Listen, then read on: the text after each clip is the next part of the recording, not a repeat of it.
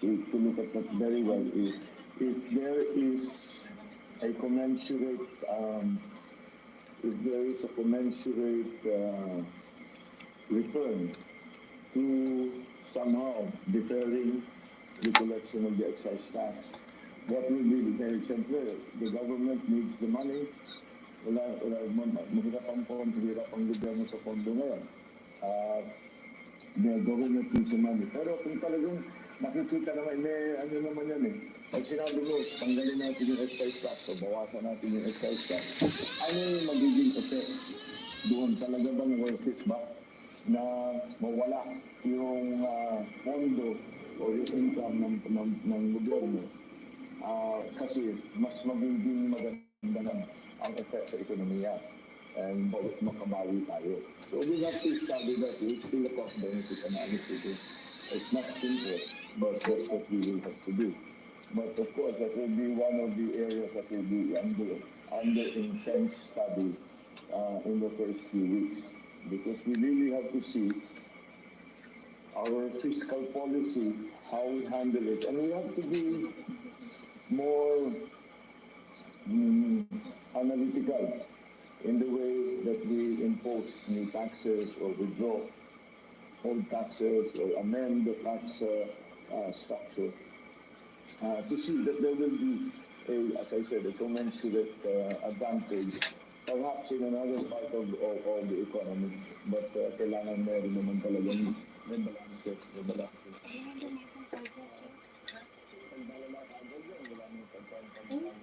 Wala na tayong pagbigay ng ayuda o kailangan pa rin ng tao yan. But if the economy is ready, kahit may kulay mo yan, may trabaho na, then perhaps we can think about it. Thank you. Mr. Ledman. BBM, sir. Yes, good morning. Good morning.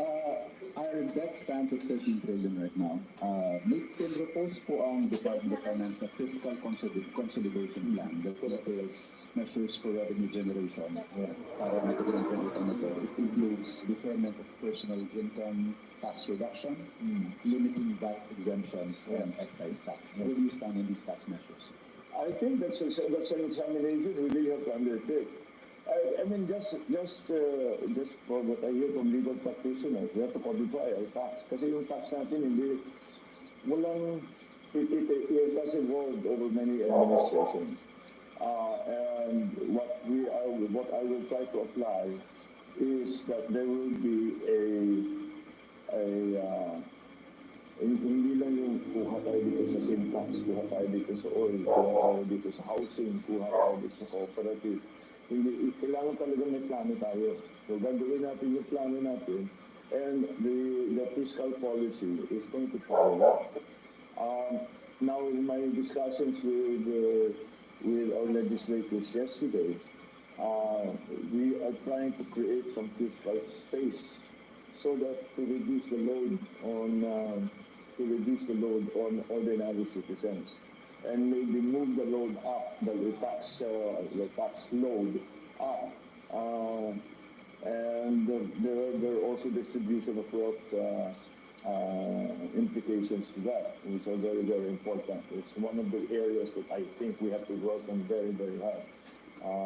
The distribution of wealth because of Filipinas has not been very equitable. And so that's something that the fiscal policy will hope to balance, achieve a better balance. So we must approach all of these things. The economy is a living thing, and you cannot just look at one area without trying to anticipate what the real effect will be for the entire economy and for. So we have the point I'm making is that we have to have an economic recovery plan, and the fiscal policy will follow that. What areas will we encourage? What comes off the top of my mind is MSMEs kagad. Bawasan na natin, we give them a holiday, tax amnesty, tax holiday. We're studying that now. because that's the only way that I can say with the microfinancing either in the private sector, we want them to come back because the 62% of our employees are in MSMEs.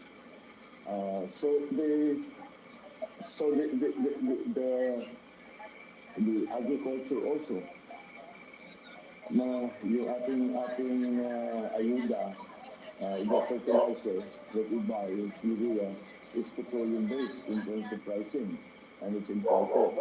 And it has gotten to such a severe situation that there are farmers now who just don't plant.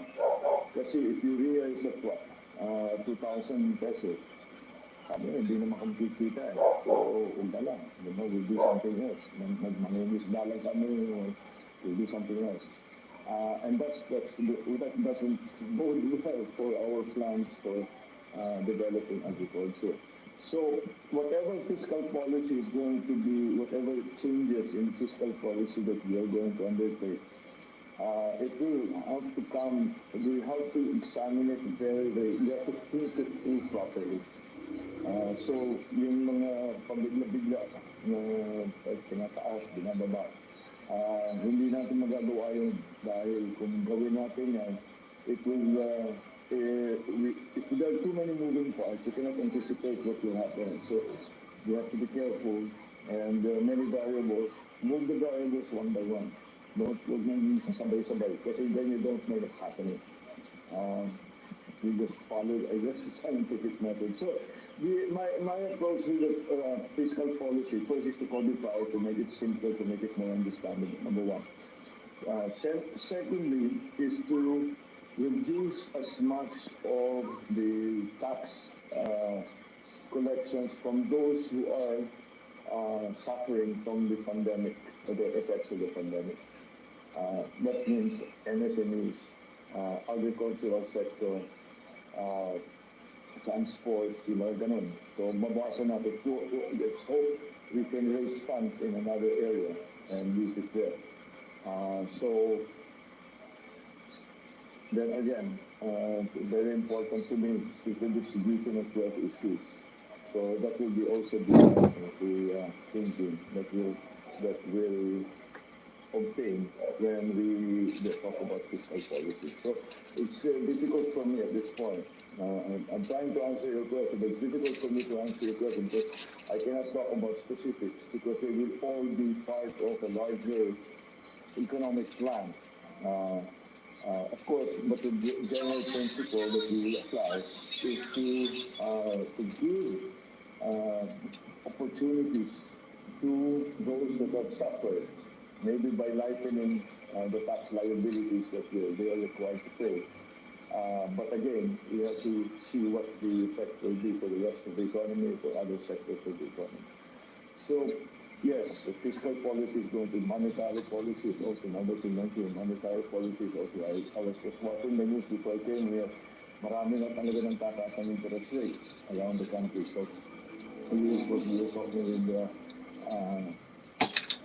BSP President Bongbong, if we're going to raise interest rates, if our investment rating will change, bababa ba yan, or can we do something to keep it but he seems optimistic, and to an extent I share his optimism, and I think we can do it, but we have to be very, very, how do you say, we have to be very circumspect about making sudden changes, because as we've seen, all of these sudden changes have had some unintended consequences in other parts of the Hindi. Hindi naman makakalain, may pumuntak doon kasi dito sa may ginawa ka rito. Like I said, it's, the economy is a living thing, and it's always a work in progress. So we continue to examine it. Yeah. So very crucial in revenue generation are the bureaus of customs and revenue. My first question, meron na po ba kayong napili o nakausap? Well, let me put it this way, ang dami kong aplikante. For customs and BIR. But you're right, critical yan. We have to increase our collections both in the BIR, both in the in customs. Sa customs, marami na daagay sa atin, marami naman na maaaring gawin. We are talking about buying equipment, the ADB, the World Bank has given us much equipment di masyadong nagagamit. We have to increase that. Also, we have to develop the ports so that the business growth. And from that growth in trade, in shipping, the collections of government will increase. But the efficiency of the Bureau of Customs has to be really seen too. Hindi naman mangyayari yan naman nag-isa. And of course, we've all heard the horror stories about it. But structurally, we have to approach it in a new way and say that the main job of the Bureau of Customs is to increase the collection through ease of doing business, just the documentation, and then of course all this new equipment that we can to be able to handle larger increase in volume. So that I think is how we are going to head when it comes to customs. And yes, I have had many applications to have the Bureau of Customs, but I'm sure you'll find the right people. I have a fairly good idea of who has been able to show performance. And the BIR, ganun din. What we have to do is make more efficient the entire process. Number one, make it easier for people to understand what the tax structure is. Put people in there. Of course, hindi mo matatanggal pa sa usapan. Let's not pretend the computer. Usapan customs sa BIR, ang daming corruption. Ay, Senator, meron mo ba kayong magiging specific marching orders the people you will appoint to these agencies with regard to allegations of corruption? Well, there's no place for there should not be any place for corruption. Unfortunately, naging in some areas, naging endemic na talaga yung corruption. You have to really dig deep. I hope we do not have to do what then Prime Minister Mahathir did. He said, sige, mag-15-30 lang kayo kasi may 10 years sila. Mag-15-30 lang kayo, huwag kayong papasok, pagtang ko kayo natin.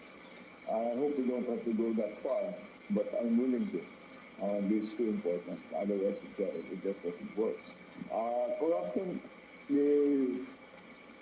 kalimutan na lang natin yung nakaraan. Let's just huwag natin sasabihin natin, sige, it's not under my watch, hindi ako namamahala nun. Ngayon ako na namamahala, so wala nang ganyan. At kung meron pang ganyan, bulabulin talaga namin ganyan. At hindi po pwede yan because we will not succeed. The government, the economy in the Philippines will simply not succeed if we cannot collect duties, tariffs, etc. Through the Bureau of Customs, and we do not have good collection on taxes, both at the national and at the local level. Hindi talaga we cannot. The numbers don't don't match. So that's why it is very, very important, and we have to, at the very least, reduce the corrosive influence of corruption in government as a general rule. Appointment. Sir, BICT po, PBBM, meron na po kayong napipisel kung sinong ilalagay niyo doon. Since sabi niyo po kanina, priority po ninyo yung digitalization. Yeah, I have already a person there, but we are still trying to put together the plan. Siguro within this week, pwede na namin. Kasi inaayos pa lang namin. Kailangan kasi para sa akin, bago pa tayo maliwanag na kung ano yung kailangan namin gawin. kung paano gagawin, ano yung timetable. So yun ang nililiwanag ko pa naman sa ngayon. It really is at this stage, the ICT, it's technical. Ano ba yung kaya natin gawin? Where's the technology now? Who can help us with the technology? So we're trying to figure that out. Because yung digitalization affects every single agency in government, both national and local. And until we do it, yung efficiencies natin, yun, corruption na naman ng maraming sources of abuse. And certainly, yung ease of doing business lang. Yung tao naman, hindi naman naman papupunta ng 20 opisina. We spend 3 days para makuha lang mga firma na lalapit-lapitan pa ng mga fixer, mga ano, kailangan tanggalin natin.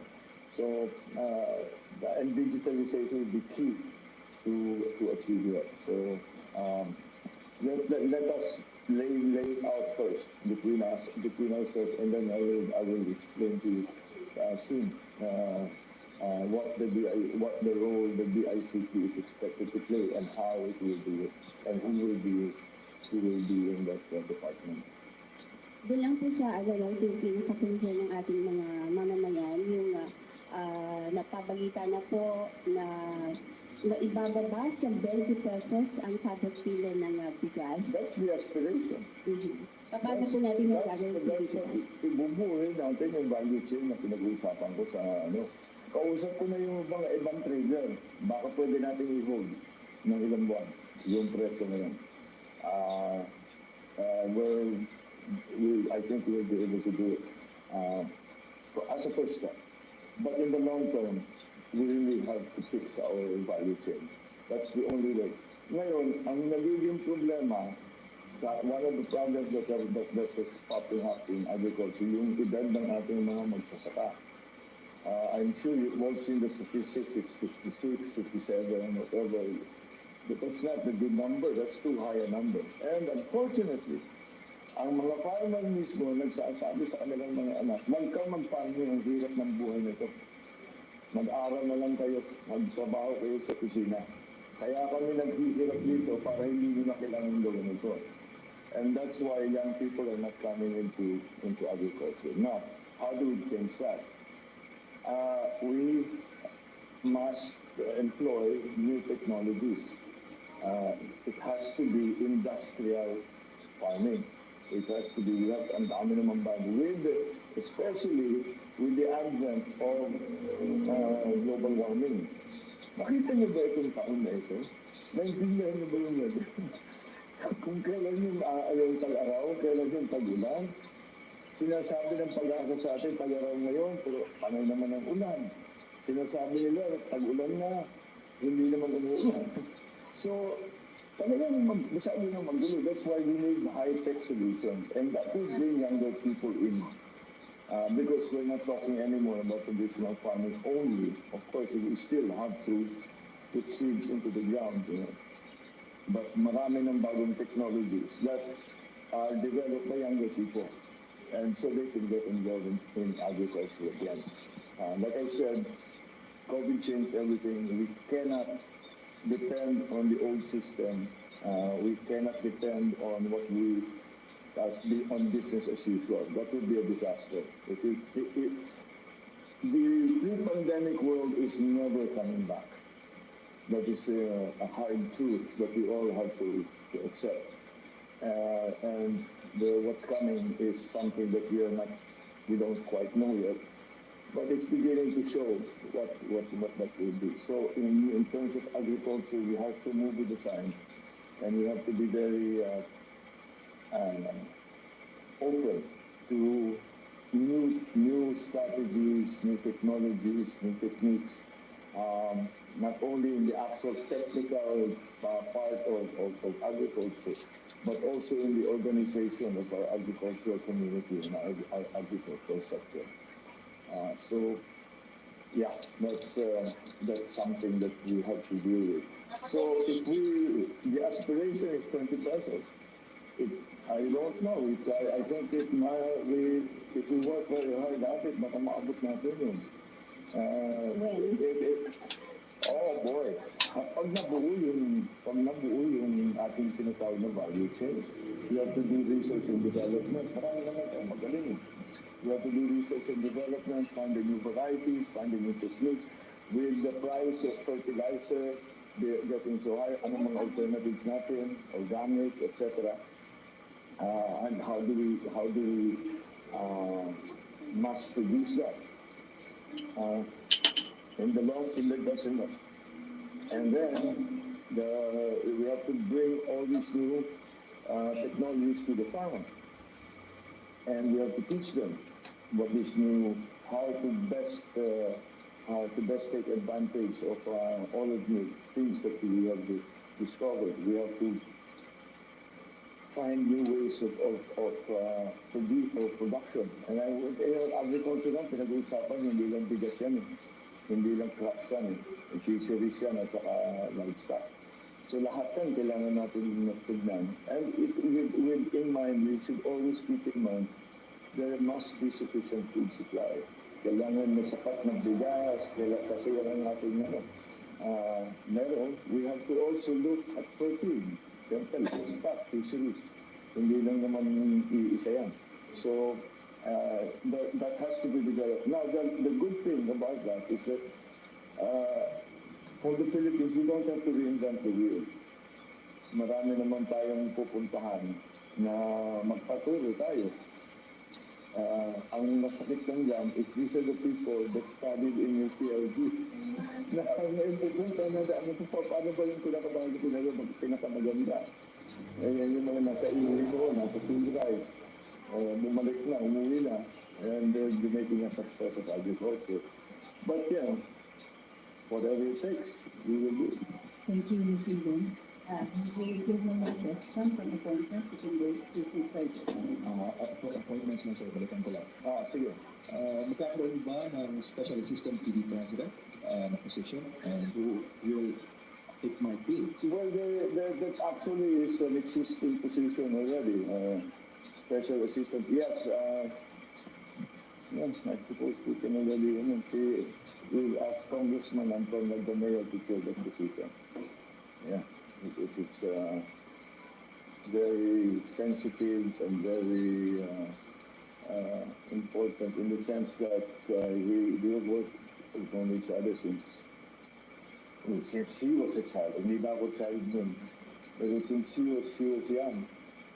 So he knows me very well. He has been with us, working with me for past 10 years, mga ganun. So in terms of the work in the relationship, and then between the two of us, siguro we found a modus vivendi. So that should be an easy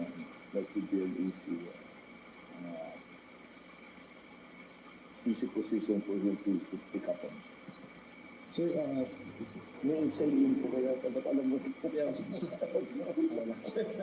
Sir, yung si Deputy Speaker Marcoleta, what will happen to him? And recently, he was told us in media na there's an offer for Professor Toyota Carlos to join your cabinet rank. Anong updates sa kanila? Marcoleta and Professor Carlos. Everybody is still we're still talking about the role.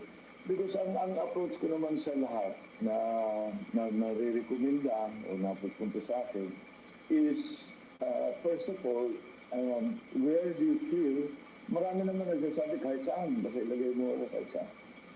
Marunong naman, magaling naman. And I always ask them back, I say, where do you feel it will be the most useful? And so although that si Gabante Marcoleta, I asked him the same question, and I'm waiting for his answer. But definitely, with his legal prowess, I think that he will be of great use to us. Now, I understand that in his particular situation, meron pa siyang opportunity mag-congressman dun sa party list. So he will have to decide that. That's his decision to make. So, pag-usapan namin ulit. The professora, of course, we've been in consultation with her. and asking her. And again, it's the same question. Where do you feel that you'll be the most help? And again, we're waiting for that answer. Alam naman natin na marunong naman si Professor. So at least especially in terms of foreign policy and international politics, talaga maraming maitutulong. Soldier, sir. Sino soldier mo? So, Solicitor General. sa Soldier. OSG. which one? Solicitor General, sir. Social welfare, yes. Huh? Soldier. Oh, okay. Hindi ko naintindihan. Okay. Marami din. Ang daming magagaling.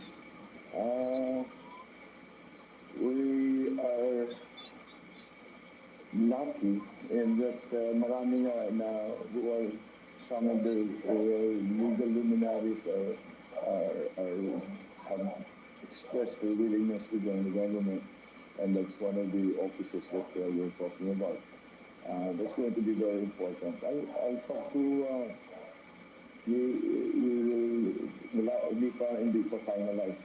hindi pa finalize ang pangyayari sino magsasolve yun. Sino the question to Chels? Isa ho sa mga immediate na problema haharapin ng inyong administrasyon ay ang sinasabing food crisis ng Department of Agriculture. And just this week, laman po ng balita ang kakulangan sa patatas. And then, ang sabi ng Philippine Chamber of Agriculture and Food, maaaring last quarter po ng taong ito ay maramdaman natin ang gusto itong food shortage dahil sa taas ng presyo ng fertilizer, farm inputs, mataas na presyo ng trigo. Ano ho ang inyong mga concrete plans para masiguro ang sapat at abot kayang pagkain sa lahat ng Pilipino? We have to just increase production and baka mapilitan pa rin tayo mag-import. The importation was forced on us because our production, the problem is that the production was not sufficient. Since the production was not sufficient, to keep the prices down to an affordable level, you have to import. And nasa crisis tayo, we're in an emergency situation. So we may have to continue to do that. But in my view, not only for import substitution, I think we really have to help the agricultural sector. In the immediate future, yung mga inputs, kailangan natin tignan what can the government do to support the inputs. The biggest component now is urea. And again, exactly as you mentioned, 2,000 pesos, hindi na kaya talaga. So maybe there is a way that we can come to an agreement with some other countries, not to buy in bulk or to somehow defer payment, all of these things that we will have to do because it's a crisis. So we have to bring down the price of inputs if we are going to increase production. But we cannot just look at, again, business as usual. We have to really find new ways of growing food.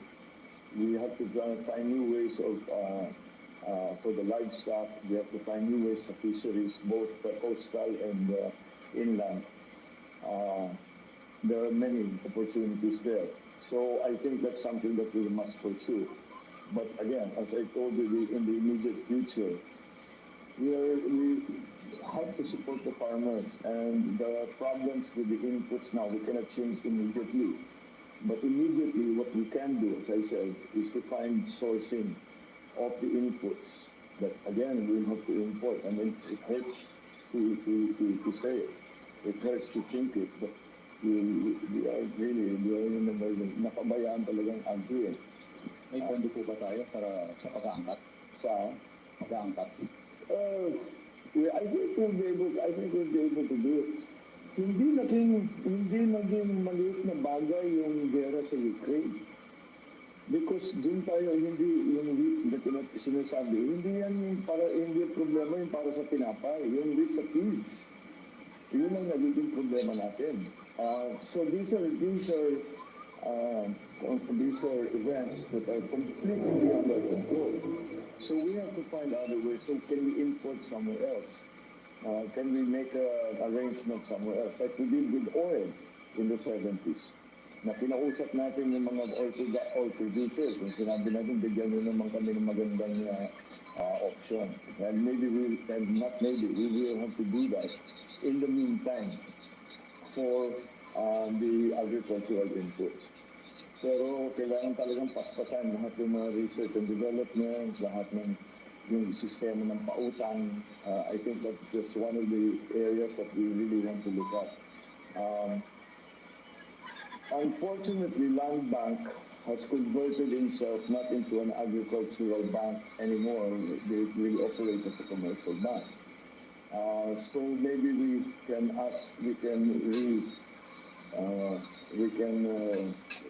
return those lending institutions that are supposed to be supportive of the agricultural industry, supportive of farmers, back to its original brief na kung saan naman napunta. We have to return many of the functions of agencies in government to what they are supposed to be, but they have turned into something else. Like NFA was never formed to import, quite the contrary. NFA was formed to stabilize prices, and sana ibalik natin doon. But again, I don't want to sugarcoat the problem. The problem is serious. It will take, in the immediate future, I think we will be able to find palliatives, yung mga para naman makatulong lang tayo for now. But those cannot be the solutions, the long-term solutions. We have to find long-term solutions. And there's nothing more. We have to go back to, I know I keep saying the phrase, but that really is where we're headed, is the value chain of agriculture. From the very beginning of it, to production, to processing, to mechanization, to credit, all the way to retail. We have the basic elements in place. We just have to return everyone back to what their function is what function